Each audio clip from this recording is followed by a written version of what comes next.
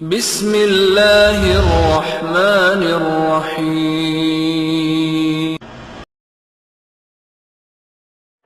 हर क़िस्म जी तारीफ़ अल्लाह रब्बुल आलमीन जे हक़ में जेको अल्लाहुल ग़ुयूब है, सत्तारुल उयूब है, गफ़ारुल ज़ुनूब है, रहमुर राहिमीन है, कुल कायनात जो ख़ालिक मालिक घणी पालनहार। सलात व सलाम मिली नबी मथे रसूल मथे ख़ुसूसन आख़िरी नबी मोहम्मद अरबी सल्लल्लाहु अलैहि वसल्लम मथे। हर महीने जी की ख़ासियत हुए थी, जरा की धीमू करे वठो। हर महीने जी ख़ुसूसियत हुए थी, उन ख़ुसूसियतनि जे तहत उहो महीनो मशहूर अने मारूफ़ हुए थो। अरबी हिसाब से रबीउल अव्वल महीनो तंहिंजी ख़ुसूसियत बिल्कुल तनहा ने और है। वो ख़ुसूसियत अने सिफ़त के महीने के नहीं मिलेगी। हिंताणे रबीउल अव्वल तंहिंजी 12 तारीख़ है। इन महीने की निस्बत सिद्धी मदीने से है। इन महीने की निस्बत सिद्धी मक्के से है। इन महीने की निस्बत नबी सल्लल्लाहु अलैहि वसल्लम की दुनिया में अचण से है। इन महीने की निस्बत नबी सल्लल्लाहु अलैहि वसल्लम तंहिंजा आख़िरी ॾींहं हिन महीने जी तारीख़ ॾिठो। हज़रात ईसा अलैहिस्सलाम खां पुठिया कई सदियों कोई नबी न आयो। दुनिया अंधकार में हुई, अक़ीदो अंधविश्वास हो। पिंड जी मर्ज़ीअ से जंहिंखे जीअं सम्झ में इबादत जो तरीक़ो आयो ते उन अपनाए लाथो हो। अदल इंसाफ़ तंहिंजो तराज़ू अने पैमानो मोकिलाए वियो हो। ज़ुल्म ज़्यादती तंहिंजा बाज़ार गर्म हुआ। अहिड़ो दौर हो, चोरी डाका ज़नी कमज़ोर इंसान ई मज़बूत इंसान जे रहम करम मथे हो। उनटाणे अल्लाह ताला वॾो एहसान कई। सारी दुनिया मथे, दुनिया वारे मथे एहसान थियो। कयो एहसान थियो? एहसान ई थियो त आयो मीर मोहम्मद घोट, जाओ जामन जो जामोट, प्रियम आयो थई पालोट, खुश थई खलकत वेही खोट, वण टण वास्या थई वण पोट, चढ़ियो चाह मुंहिंजा ॾेई चोट, किसरा जो पण करेई कोट, अहिड़ो अरबी सो अणमोट, कहर कंभाया कुल कुफरान, वञा कुरैशीअ तां कुर्बान। अंबिया अलैहिस्सलात व तस्लीम जंहिंजो सिलसिलो वॾो आहे, लख खां मथे तादाद है। उन नबीअ जी आख़िरी कड़ी जंहिं नबीअ जी ख़बर पहिरीं आयल नबीअ पिंड जी उम्मत खे ॾिनो, उहो नबी मोहम्मद, ओ नबी अहमद, ओ नबी रहमतुल लिल आलमीन, ओ नबी मुज़म्मिल, ओ नबी मुदस्सिर, ओ नबी शफाअतुल कुबरा जो हक़दार, ओ नबी लिवाउल हम्द जो मालिक, ओ नबी दुर्र यतीम, ओ नबी जंहिंजे बारे में क़ुरान फरमाए थो, लक़द जाअकुम रसूलुम मिन अनफुसिकुम अज़ीज़ुन अलैहि मा अनित्तुम हरीसुन अलैकुम बिल मुमिनीन रऊफ़ुर रहीम। कुरान जो ऐलान, वमा अरसलनाका इल्ला रहमतल लिल आलमीन। कुरान जो ऐलान, व इन्नका लअला खुलुक़िन अज़ीम। अखलाक तंहिंजो डूंगर दुनिया में अल्लाह ॾिने। अरब जी बस्तीअ में मक्को शहर, सूमार जो ॾींहुं, महीनो कयो तंहिंजे बारे में उम्मत में इख़्तिलाफ़। पाण हिकिड़ो रस्तो मिलियो जे रबीउल अव्वल जो महीनो नबी जे अचण जो महीनो, पर तारीख़, जन्म तारीख़, दाख़िला उनटाणे हुआ न। हिन महीने जी कंहिं चयो 8 तारीख़, कंहिं चयो 9, कंहिं 12, कंहिं 11। अलगर्ज़ तारीख़ जे किताबे में, सीरत जे किताबे में नबी सल्लल्लाहु अलैहि वसल्लम जी पैदाइश जी फिक्स तारीख़ न आई। पर 9 तारीख़, 9 रबीउल अव्वल, इन तारीख़ मथे वधारे राय आ वई आहे कंहिंजी, सीरत निगार अने मुअर्रिख़ीन जी। बेशक नबीअ जो अचणु दुनिया लाइ करे रहमत, नबीअ जो अचणु दुनिया लाइ करे इज़त, नबीअ जो अचणु दुनिया लाइ करे हिदायत अने रोशनी। आप सल्लल्लाहु अलैहि वसल्लम जो प्यारो नालो, नामे नामी इसमें गिरामी,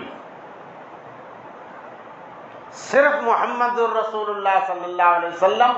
पर जराखन मथे पर ॾिसो नस्ल अने नसब, शजरो, मोहम्मद बिन अब्दुल्लाह बिन अब्दुल मुत्तलिब बिन हाशिम बिन अब्दुल मुनाफ बिन कुसै बिन किलाब बिन मुर्रा बिन काब बिन लोई बिन गालिब बिन फाहर बिन मालिक बिन नजर बिन किनाना बिन मुद्रिका बिन इलियास बिन मुजर बिन नजर बिन मआद बिन अदनान। ही 22 पीढ़ियूं यतीम घराने में पैदा थिया। पे ॾिठो है न पे ॾिठे आहिनि, पर हीअ धरती शायद, ही सिज शायद है अॼु जी तारीख़ में 200 करोड़, मुंहिंजो आंकड़ो सम्झा, ऐं ईअं मंबर ते उभी ने नथो चवां, 200 करोड़ तंहिंखां ॿार अॼु धरती ते एतिरा इंसान आहिनि रोज़ पढ़नि था ला इलाहा इल्लल्लाह भेरो मुहम्मदुर रसूलुल्लाह सल्लल्लाहु अलैहि वसल्लम। उहे प्यारो नबी जेको हिन महीने में आयो। बचपन जी ज़िंदगी मके खां दूर बीबी हलीमा सादिया वटि गुज़री, देहात में ज़िंदगी गुज़री, पर ख़बर न हुई जे ख़ातिमुर रसूल तंहिंजो लक़ब मिले वारो आहे, इमामुल अंबिया तंहिंजो शर्फ़ मिले वारो आहे, नबूवत जी मोहर पूरी एजाज़ मिले वारो आहे। ख़बर न हुई, ज़िंदगी हलई हलई हलई, पर मके वारे हर कंहिं ॾिठो पिए त ही इंसान अखलाक में आला आहे, किरदार ऊंचो आहे, हिन जी चाल हले फिरे जो तरीक़ो रंग ढंग ॿिए इंसान खां ऊंचो आहे, व्यवहार उथण वेहण पुछण पुछण ही त आला आहे। 40 वरे जी उम्र में अल्लाह ताला नबूवत जो ताज नबी सल्लल्लाहु अलैहि वसल्लम जे सर मुबारक मथे रखें, कुरान मजीद अता करें, 5 आयतूं सूरह इक़रा जूं नसीब थियूं। 40 वरे ई सिलसिलो हलियो। जंहिं इंसान के काल चयो पे सचो है, सादिक है, अमानतदार है, अमीन है, नबी सल्लल्लाहु अलैहि वसल्लम जरा ऐलान कयो, अल्लाह हिकिड़ो उन जी इबादत कयो, मके में विरोध शुरू थी वई, इख़्तिलाफ़ शुरू थी विया।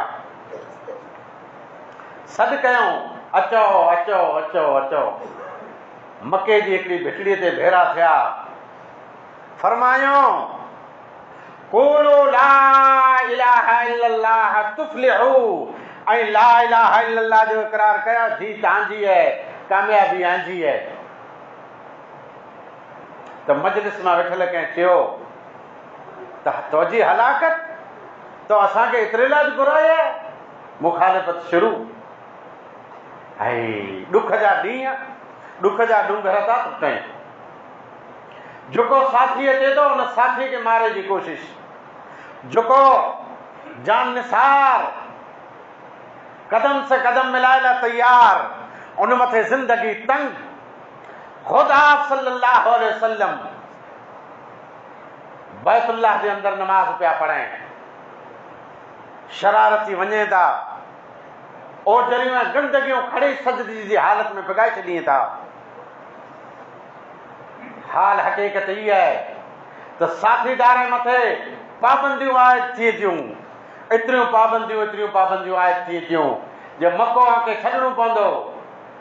लिकी करे दूर दराज सफ़र कयूं, हिजरत जे नां ते हबशा मुल्क वञी पनाह गिणूं, पर न इस्लाम छॾियूं, न इस्लाम जे ख़िलाफ़ वारे से कोई समझौतो कयूं, कंहिं क़िस्म जो कोई एग्रीमेंट न कयूं। हिकिड़ो ॿ ॾींहं न, नबूअत खे 13 वर थिया, उमिरि जा 53 वर थिया, त अल्लाह जी मर्ज़ी से इहो हुकुम थियो जे हाणे ही शहर मको जेको अभाणो शहर रहियो, ॾाॾाणो शहर रहियो, पिंड जो शहर रहियो, जंहिंमें अखि खोले ई जंहिंजे अंदरि बचपन जा ॾींहं, तुफ़ूलियत जा ॾींहं, सर्द ॾींहं, गरम ॾींहं, हर तरह जा हिते लम्हान वक़्तु हर तरह जो गुज़ारियो। उहो शहर, उहो मुल्क, उहो वतन छॾे जो टाइम आयो। तैयार थिया, हिजरत जे नां ते आया, मको छॾियो, पर छॾियो इन हालत में ऐलान थियो जेको पकड़े अचींदो भेरो साथीदार अबू बकर सिद्दीक़ ॿिन्ही खे ज़िंदा या इन जी गर्दन खड़ी अचींदो, उनखे सुर्ख 100 ऊठ इनाम में मिलंदा। ॻाढ़ा 100 ऊठ, तंहिंजी भारी क़ीमत वेती। अॼु जेको सवारियूं रहियूं इहा आला करे नेमत, पर उन वक़्त जी क़ीमती मां क़ीमती सवारी ॻाढ़ा ऊठ हुआ, सुर्ख ऊठ हुआ। 100 ऊठनि जी लालच में कई थिया, कई तैयार थिया, चौकियूं ॾिनो, पण जंहिंखे रब रखे उनखे ॿियो केरु नुक़सान पुॼाए। हलंदे हलंदे उन पखेरे तक पुॻा, उन पहाड़ डूंगर तक पुॻा, उन बिट जे अंदरि गुथा। जेकॾहिं पिंड जे कदमे खे साम्हूं नारीअ त आप सल्लल्लाहु अलैहि वसल्लम खे ॾिसी सघिया थे, पर अल्लाह हिकिड़ो पहिरीं ज ऐलान करे छॾिया, वल्लाहु यासिमुक मिनन्नास। हर शरारती इंसान तंहिंजी शरारत खां अल्लाह खे महफूज़ रखंदो। ना उमेद थी वापसि वरी वञे था, आप सल्लल्लाहु अलैहि वसल्लम सफ़र कयूं था। अॼु मके मां मदीने जो जेको रस्तो रहियो, अक्सर उन ई वाट मथां ई रस्तो बनाए वियो आहे, बनाए में आयो आहे, जेको वाट आप सल्लल्लाहु अलैहि वसल्लम जी हिजरत जी वाट आहे। आगे निकिरिया, वरी को आयो जे तलवार से हमलो करे जी कोशिश कई, दसी वियो, ज़मीन में घची रहियो, नाकाम थियो। आयो दौर मदीने पुॼण जो, मक्की दौर 53 वरिया। जा तूं घुरजै जन्नत जानी, जा तूं घुरजै जन्नत जानी, ता मंझ पाक रसूल रब्बानी, जंहिंजे मुंह में नूर निशानी, सीरत सूरत सब सुल्तानी, सरवर सभन जो सरदार। वञे था मदीने, मदीने वारा वाट नारे वेठा हुआ जे अचे तो अचे तो अचे तो अचे तो अचे। कंहिं पढ़ो लॻाइण वारे ऐलान कयो त उहो आयो जंहिंजो इंतज़ार हो, पुॻो अचे पियो। त मदीने वारा जेको जित जिन हालत में जीअं हुआ, दौड़ी वञी इस्तक़बाल लाइ निकिरिया, स्वागत करे लाइ निकिरिया। बेशक पैदा थियो जॾहिं पाण पीआरो, मुंहिंजो मुरसल मिठो मुचारो, सुहिणो सैयद सचो सुहारो, लॻो उभन में नींहं नकारो, चौॾस सौॾस नूर नज़ारो, मुंहुं कुफार न थियड़ो कारो, मतो मजूसियुनि जे सिर मारो, आग उझाणी फिटल उतारो, हज़ारूं साल हुअन हुल चारो, सुको दरिया सावक सारो, कोट धुबी पियो किसरा वारो 14 कुंगरा थियड़ा चूर मुल्क मोहम्मद कयो मामूर। निकरा सुहणा ऐं भला अरबी ज़बान जा गीत ॻाईंदे ॻाईंदे निकरा कहला जेको मदीने में पैदा थियो।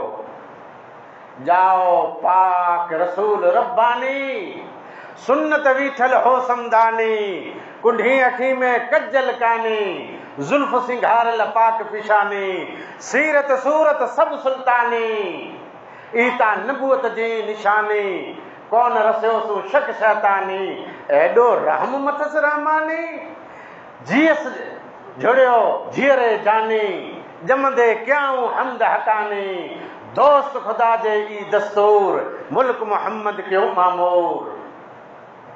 आप सल्लल्लाहु अलैहि वसल्लम मदीने पुगा इस्तक़बाल कयो ये राजधानी बनई हर तरह जो साथ ॾिनो मदीने वारे ऊ सहाबा इकराम जेको पिन जा घर बार हर वस्तु ज़ाती छॾे करे अल्लाह जे दीन जी ख़ातिर मदीने में आया हिजरत करे ई मुहाजिर इन्ही के जंहिं टेको ॾिनो साथ ॾिनो ई अंसार पर केॾो साथ जंहिंजी हिकिड़ी बुंगली हुई विचा दीवार विझी न चई ही मुंहिंजे भाउ जी बाग खजूर जो विचा निशान कयो ही मुंहिंजे भाउ जो जेको प्यारे नबीअ भेरो पिन जो हर को छॾे आयो आहे। एॾा साथ एतिरे लाइ अंसार थिया एॾो टेको एॾी मदद पोइ इन हंधा इस्लाम फैलियो इन हंधा इस्लाम जगह जगह ते फैलियो। इस्लाम जो नियम अमन अने शांति है। मोहम्मद सल्लल्लाहु अलैहि वसल्लम जो पैगाम सारी दुनिया ला रहमत है। जेकॾहिं केर अज चए तो इस्लाम ता 1400 वरे जुनू है जी 1400-1500 वरे जुनू नहीं। इस्लाम एतिरो कदीम है जितनी इंसानियत की तारीख पुरानी है। आदम अलैहिस्सलाम वटा इस्लाम अचे पियो ईसा अलैहिस्सलाम जो पैगाम ॾिनो मूसा अलैहिस्सलाम जो पैगाम ॾिनो याहिया अलैहिस्सलाम जो पैगाम ॾिनो ज़करिया अलैहिस्सलाम जो प्रचार कयो। वो इस्लाम जंहिंजी बुनियाद ला इलाहा इल्लल्लाह मथे है अल्लाह जी तौहीद मथे है। वलक़द बअसना फी कुल्लि उम्मतिन रसूलन अन इअ्बुदुल्लाह वज्तनिबुत तागूत। तमाम अंबिया तंहिंजो बैक वक्त हिकिड़ो पैगाम सिर्फ़ न सिर्फ़ ई पैगाम ला इलाहा इल्लल्लाह अल्लाह हिकिड़ो उनजी इबादत वज्तनिबुत तागूत अने तागूत जी इबादत खां बचो। तागूत कुरो है कुल्लु मा उबिद मिन दूनिल्लाह फहुव तागूत। हर वो चीज अल्लाह जे सिवा जंहिंजी इबादत थी थी तागूत है।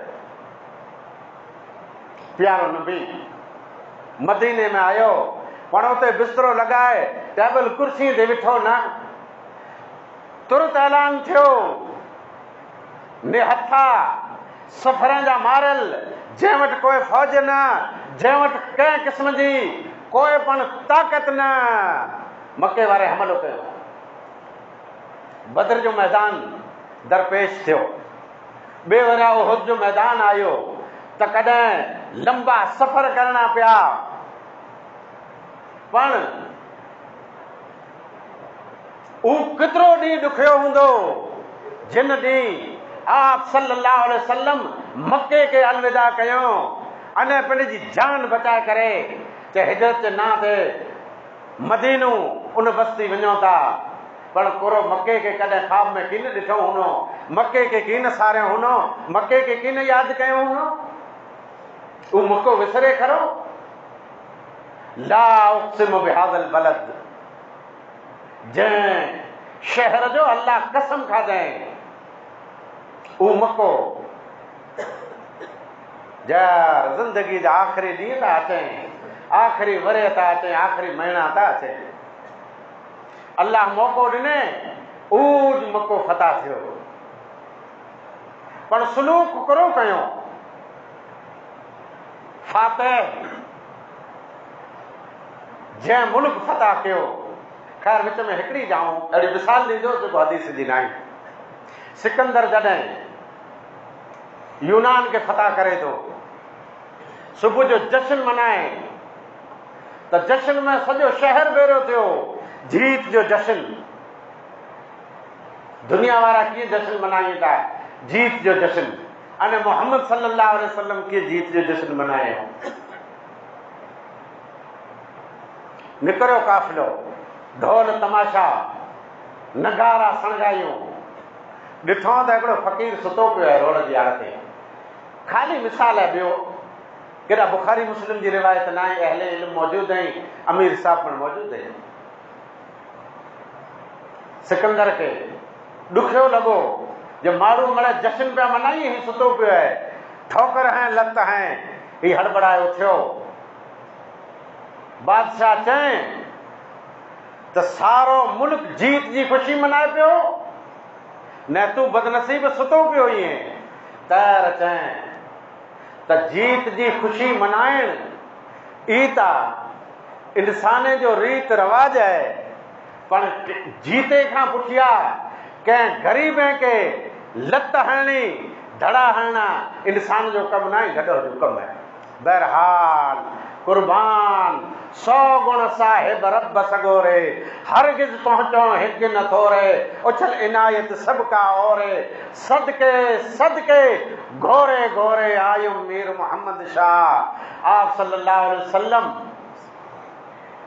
जे मथे मके में गंदगी फिगायो सजदे जी हालत में, उ मको जंहिं मके मां नियाणी जहिड़ो सफ़र कयईं त नियाणीअ खे तीर मारियो हो, उ मको जंहिं मके में नमाज़ न ते पढ़ेला ॾिनो, उ मको जंहिं मके में अशहदु अल्ला इलाहा इल्लल्लाह जे चवण मथे पाबंदी हुई, उ मको जंहिं मके में साहबा इकराम खे कोयले मथे लेटाईंदा हुआ, उ मको जंहिं मके में तरह तरह जूं अज़ियतूं मुस्लमान खे ॾींदा हुआ, उन में जर दाख़िल थींदा न तैर ऐलान अचो ला तसरीब अलैकुमुल यौम अंतुम तुलका, ऐं आज़ाद आहियो, आ मथे कीअं गिरफ़्त न आई, कीअं पण आजो ॾोॾन अॼु आहिनि ऐं मड़े आज़ाद। पोइ अमो को घर ॾसियो त कोई सरकश जे हुन घर में वञे ताईं महफ़ूज़, हुनी जे घर अचे ताईं महफ़ूज़, हुनखे पनाह पनाह पनाह। ऐं हिते ऊ पण हुआ जंहिं प्यारे नबी सल्लल्लाहु अलैहि वसल्लम जे चाचे खे कंहिं जंग में शहादत पुठिया चीरियो हो। ॿियो वधारे तव्हां नथो चवां, जेको तारीख़ में आहे न, उ कातिल उ चीरण वारा पण हुआ। ऐं कोई बदिलो न, कोई तरार न हले, केॾा क़ब्र न खोदाणी, कहिड़ा कफन दफ़न थियो न। उ मोहम्मद रसूलुल्लाह ऐं मुंहिंजा भाउ पाण उन नबीअ जा उम्मती आहियूं, उन नबीअ जो कलमूं पढ़ूं था। उ नबी 12 रबीउल अव्वल जो हिन फ़ानी दुनिया मां मौत जो कड़वो घोंट पी करे हमेशा लाइ करे मदीने मां रुख़सत थी वियो। जंहिंखे कफन दफ़न ॾिने में आयो, गुस्ल ॾिने में आयो 12 रबीउल अव्वल, उहो तारीख़ ने उहो ॾींहुं हो जे मदीने मथे दुख टुटी पियो। मदीने वारनि जा होश अने हवास ख़तम थी विया हुआ। उहो 12 रबीउल अव्वल हो। जिगर जे टुकर बीबी फातिमा करो चए उन ॾींहं जे बारे में, सुब्बत अलैय मसाइब दुनिया लव सुब्बत अलल अय्याम लज़रन लयालिहा। अॼु यानी 12 रबीउल अव्वल जो ॾींहुं पिंड जे बाबे जी वफ़ात मथे चए त असां मथे ॾुख जा एॾा डूंगर टुटाई, जेकॾहिं ही ॾुख ॾींहुं मथे करे त ॾींहुं राति बणिजी वञे। अलगर्ज़ पाण उन नबीअ जा उम्मती आहियूं, पंहिंजो हक़ बणिजे थो त उन नबीअ जी इताअत कयूं, उन नबीअ से मोहब्बत रखूं, उन नबीअ जी ताबेदारी कयूं, उन नबीअ जे चए जे मुताबिक़ ज़िंदगी गुज़ारियूं। पंहिंजो व्यवहार, पंहिंजो उथियणु, पंहिंजो वेहणु, हलणु फिरणु, सर्दी गर्मी, शादी गमी, बचपन जी उम्र, जवानी जी उम्र, नौजवानी जी उम्र, पोड़पन जी उम्र, हता के दुनिया मां जॾहिं मौत जे ज़रिए रुख़सत थियूं, हर मोड़ ते खेण पीअण तमाम अने तमाम जेकॾहिं नमूनो त मोहम्मद सल्लल्लाहु अलैहि वसल्लम जंहिंजो पाण कलमूं पढ़ूं था। कुल इन कुंतुम तुहिब्बून अल्लाह फत्तबिऊनी युहब्बुकुमुल्लाह। अगर ऐं चाहियो था जे अल्लाह मोहब्बत कीअं करे त मोहम्मद सल्लल्लाहु अलैहि वसल्लम से मोहब्बत कयो, अल्लाह ताला ख़ुदि मोहब्बत कंदो। वाखिर दवाना अल्हम्दुलिल्लाहि रब्बिल आलमीन।